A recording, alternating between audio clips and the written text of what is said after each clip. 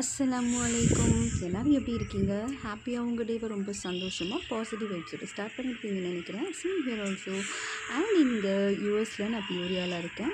So பியூரியாவில் இன்றைக்கி வந்து பார்த்திங்கன்னா நல்ல மழை. ஆக்சுவலி 2 to 3 டேஸாகவே வந்து சீசன் வந்து பார்த்திங்கன்னா வெதர் வந்து ரொம்ப ஒரு மாதிரி மைல்டாக தான் இருக்குது. ஆல்ரெடி இங்கே கூலாக தான் இருக்கும். ஸோ இன்றைக்கி சண்டே வேறு. ஸோ அதனால் என்ன பிளான் பண்ணோம் அப்படின்னா கீ ரைஸ் செய்யலாம் அப்படின்ட்டு. ஸோ கீ ரைஸ் தான் பண்ணியிருக்கேன்.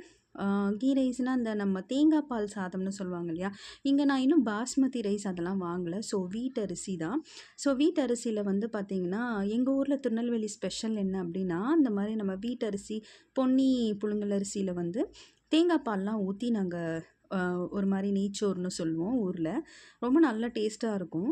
ஸோ அதனால் அதை வச்சுட்டேன். அண்ட் அது கூடவே வந்து பார்த்திங்கன்னா சிக்கனில் வந்து நான் பெப்பர் சிக்கன் வச்சுருக்கேன். ரொம்ப யம்மியாக இருக்குங்க. ரொம்ப ரொம்ப டேஸ்ட்டாக இருக்கும். ஸோ இந்த கிளைமேட்டுக்கு ஏற்ற மாதிரி நல்ல ஒரு pepper chicken and ghee rice.